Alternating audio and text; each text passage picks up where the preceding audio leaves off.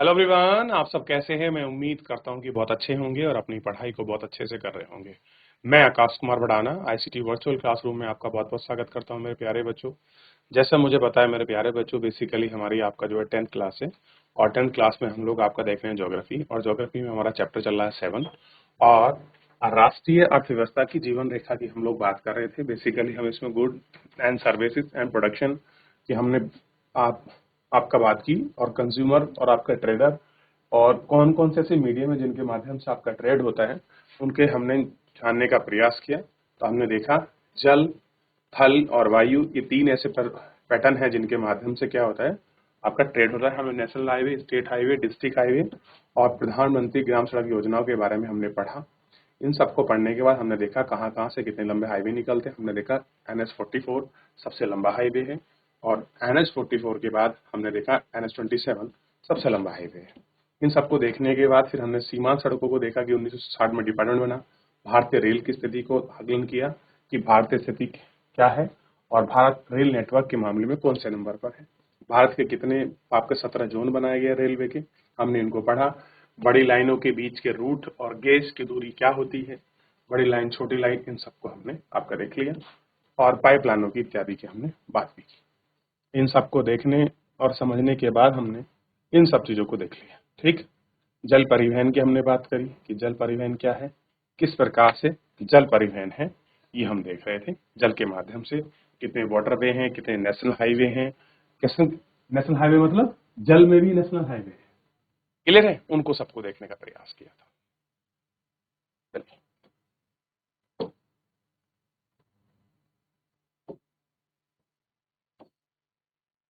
निम्नलिखित जलों को भारत राज्य द्वारा जलमार्ग घोषित किया है। पहला है हल्दिया और प्रयागराज के मध्य जल मार्ग जो 1620 किमी लंबा है, जो नौगम्य जल संसाधन है। दूसरा है सदिया से आपका ध्रुवीय 891 लंबा है जलमार्ग में, और नौगम्य जलमार्ग की यात्रा आपको दिखाई देती है। तीसरा है केरल में पश्चिमी तट नहर कोटापुरम से आवा केरल तक उद्योग मंडल और चंपाकर नहरें 205 किलोमीटर लंबी है। इन सबको हमने आपका देखने का उनका प्रयास किया।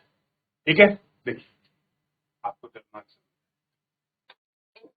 आगे बढ़ जाए।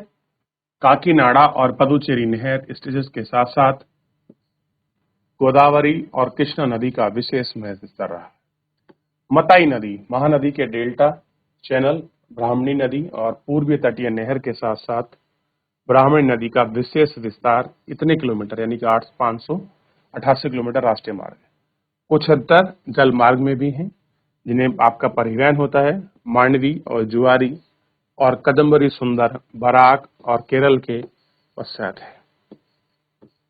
इन सबके अतिरिक्त विदेशी व्यापार भारतीय तट पर स्थित पत्तनों द्वारा किया जाता है। देश के 95% व्यापार मुद्रा के रूप में 68% समुद्र द्वारा ही कैसे होते हैं, समुद्र के द्वारा ही ये सारी चीजें आपके संपन्न होती हैं, और आप इनको देख सकते हैं। समुद्रीय पतन,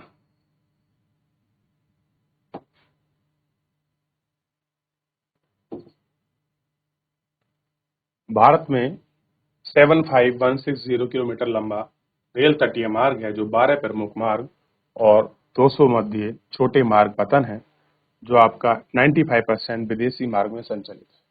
ठीक, स्वतंत्र प्राप्ति के पश्चात कच्छ में दीनदयाल पंथ यानी कि जिसको हम कांडला यानी कि गुजरात पहले पंथ के रूप में विकसित किया गया है। ऐसा देश का विभाजन कराची पतन जो पाकिस्तान में शामिल हो गया है उसकी कमी को पूरा करने तथा बंबई से पतन से होने वाले व्यापारिक दबाव को कम करने के लिए किया गया है, क्योंकि बॉम्बे वाले पोर्ट पे बहुत प्रेशर है। उसको कम करने के लिए हमने कांडला गुजरात को बनाया था। उससे पहले हम पे क्या था, आपके कराची पोर्ट था, लेकिन कराची पाकिस्तान में चला गया, तो बॉम्बे, अब हमारा बॉम्बे पोर्ट पर आपका प्रेशर बढ़ा। उस प्रेशर को रिलीज करने के लिए हमने कौन सा बनाया, कांडला गुजरात, और जिसका नाम क्या रखा है हमने, अभी हम पढ़ रहे थे, जिसका नाम हमने रखा है दीनदयाल पतन। पंडित दीनदयाल पतन के नाम पर हमने रखा। पतन का मतलब पोर्ट होता है। ठीक, ये समुद्री पतनों के बारे में हमने देखा। ठीक, क्लियर है। और क्या है, कि दीनदयाल पतन एक ज्वारीय पतन है और यह जम्मू कश्मीर, हिमाचल प्रदेश, पंजाब, हरियाणा, राजस्थान, गुजरात के औद्योगिक तथा खनन आदि मसले में आपका सम्मिलित है। ठीक, आगे बढ़े। बम्बई महानगर पतन, जिसके प्राकृतिक, खुले और विस्तृत सुचारू पोत हैं। बम्बई पतन के अधिक महापरिवहन को ध्यान में रखते हुए जवाहरलाल नेहरू पतन के रूप में विकसित किया गया है। इसे पूरे क्षेत्र समूह में एक पतन की सुविधा प्रदान करने और लोहे अयस्क के निर्यात संदर्भ में मुरवा गांव पतन की में महत्वपूर्ण है। यह देश के सकल निर्यात का आधा 50% लोहा अयस्क यहाँ से निर्यात किया जाता है।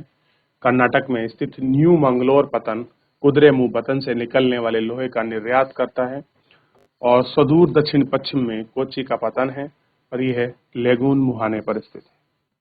ऐसा है, लेगून, लेगून मतलब जो तो ज्वारीय होते हैं, जो ज्वार से बनते ज्वार नद है, उस मुख पर स्थित है।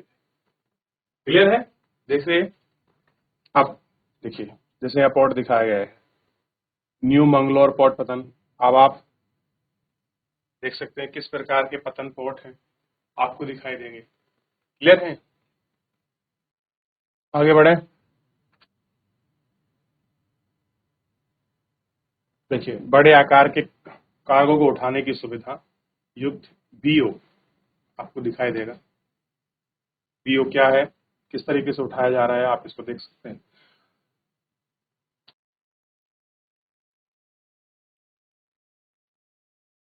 पूर्वी तट पर स्थित तमिलनाडु में दक्षिण पूर्व के छोर पे ओबी चिदम्बरम तोतीकुरन पतन है। यह प्राकृतिक पोत है।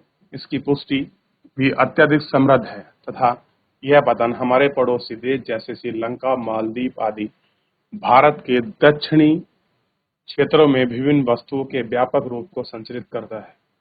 चेन्नई हमारे देश का प्राचीनतम आपका कृत्रिम पोर्ट है। व्यापार की मात्रा तथा लदे सामान के संदर्भ में बंबई दूसरा स्थान है। विशाखापत्तनम स्थल से घिरा है। गहरा व सुरक्षित पतन है। प्रारंभ में यह पतन लोहा अयस्क और निर्यात के रूप में विकसित किया जा सकता गया। उड़ीसा में स्थित पारादीप पतन विशेष लोहा अयस्क के निर्मित करता है। श्यामा प्रसाद मुखर्जी। कोलकाता एक अत्यंत स्थलीय नदीय पतन है। यह पतन गंगा ब्रह्मपुत्र बेसिन में वृहद और समृद्ध पृष्ठभूमि को सेवा प्रदान करता है। ज्वारीय पतन होने के कारण उंगली के तलछट जमाव से नियमित रूप से यह साफ करना पड़ता है।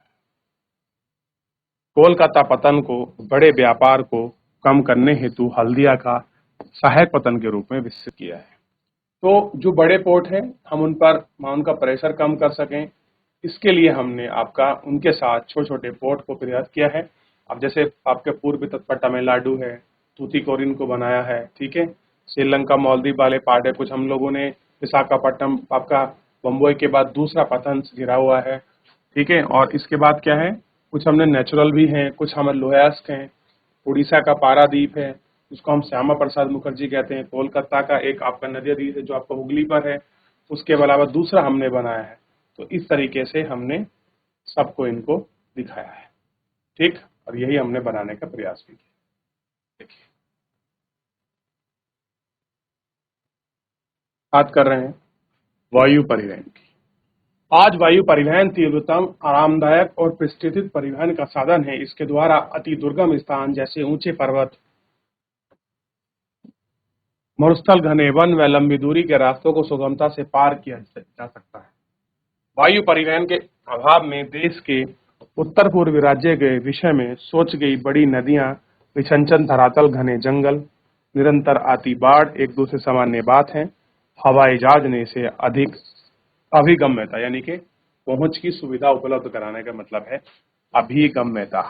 अभिगम्य क्या कर दिया है वायुयान ने, आप जानते हैं। तीव्रतम है, आरामदायक और प्रतिष्ठित है। आप किसमें बैठे हैं? प्लेन में। कहाँ जा रहे हैं हम जा रहे हैं यूएस। कितने घंटे में पहुंच जाएंगे? 6 घंटे में पहुंच जाएंगे। और बस से जाएं तो पहुंचेंगे हम 2 महीने। क्लियर है? सोच के देखिए कितना समय को कम करता है और एक अपने आप में अपने आप में प्रतिष्ठा भी रखता है। चलिए देख लिया।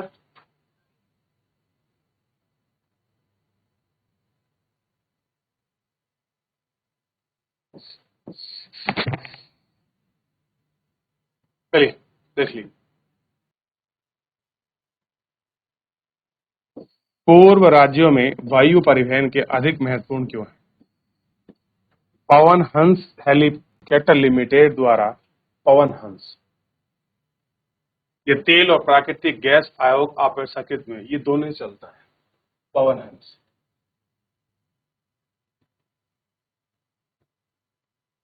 आगमता वह आपका दुर्बल जैसी उत्तर पूर्वी राज्य तथा जम्मू कश्मीर, हिमाचल प्रदेश, उत्तराखंड के आंतरिक क्षेत्रों में हेलीकॉप्टर सेवा उपलब्ध कराता है।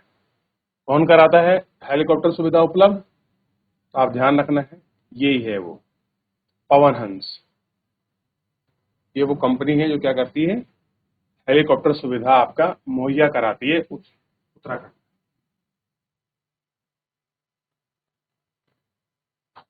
चलिए देख लिया।